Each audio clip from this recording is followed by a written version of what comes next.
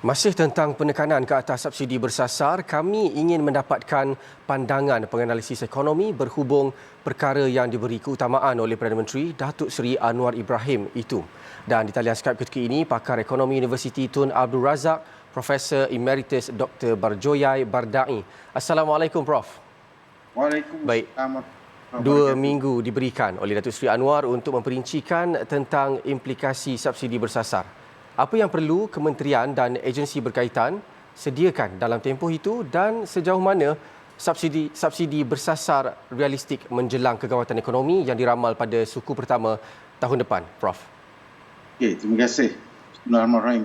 Kita tidak menjangkalah bahawa dalam tempoh 2 minggu akan dibentangkan cadangan konkret tentang bagaimana mengatasi kesan kenaikan kos sara hidup. Tapi kita menjangkakan dalam tempoh 2 minggu akan dibentangkan bagaimana kita nak menstruktur semula jawatan kuasa kos sara hidup ini dan bagaimana kita apakah fokus ataupun tumpuan di dalam aktiviti yang akan dilakukan. Kita melihat bahawa kos sara hidup ini meliputi aspek yang agak luas juga, mana termasuk penginapan, pengangkutan dan yang paling besar ialah kos sara hidup ataupun makanan, pakaian. Jadi ini perlu menjadi tumpuan utama kepada jawatan kuasa ini. Ya. Jadi sejauh mana jangkaan Prof penerimaan golongan yang tidak layak menerima subsidi? Jika benar ia akan lebih bersasar selepas ini.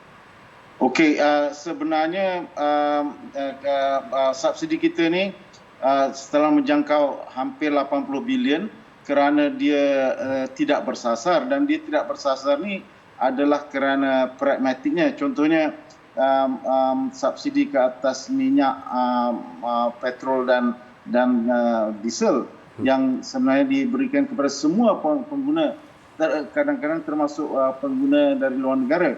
Dan begitu juga subsidi ayam, banyak restoran-restoran besar pun mendapat subsidi ini juga, minyak masak dan sebagainya. Jadi ini perlu distrukturkan supaya di masa akan datang hanya kumpulan yang memerlukan yang akan mendapat subsidi ini.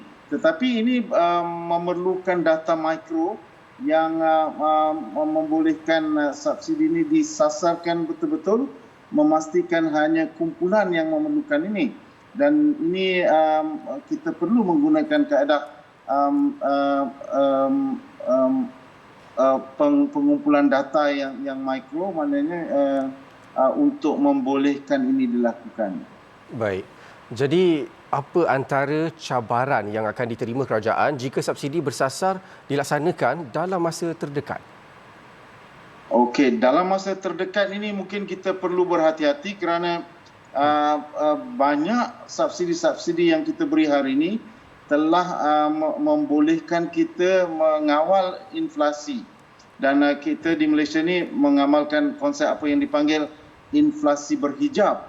Jadi kita hijabkan kesan inflasi itu kerana kita bagi subsidi ke atas beras, ke atas minyak, ke atas ayam, ke atas telur dan sebagainya. Jadi kalau kita keluarkan ataupun buang subsidi ini, serta-merta kadar inflasi kita mungkin naik sampai 11 atau 12%. Jadi kita tidak boleh melakukan itu. Kita perlu berhati-hati. Kita perlu mempunyai rancangan jangka panjang yang lestari. Jadi untuk tahun ini mungkin untuk subsidi-subsidi khusus barang-barang ini kita perlu kekalkan dulu. Baik. Keutamaan kerajaan dalam menangani kos sara hidup, apa yang perlu diberi penekanan utama? Tentulah belanja makan perlu diberi keutamaan. Dan belanja makan ni Malaysia, umat usia rumah di Malaysia telah berubah mana tingkah lakunya. Mereka lebih suka makan di luar, mereka lebih suka menempah makanan dari luar.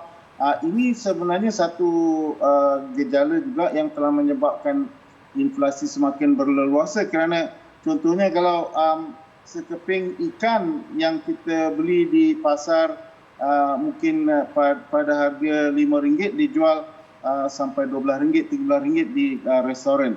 Begitu juga ayam, sekeping ayam RM7 di restoran. Jadi ini merupakan kesan inflasi. Tentulah peniaga-peniaga kata kita perlu membuat untung, tapi mungkin mereka memikirkan jangka pendek menyebabkan kesan inflasi ini menjadi sangat serius kepada semua pihak. Baik. Terima kasih Prof atas perkongsian pandangan sebentar tadi. Itu tadi Profesor Dr. Barjoya Ibardai, penganalisis ekonomi dari Universiti Tun Abdul Razak di talian Skype.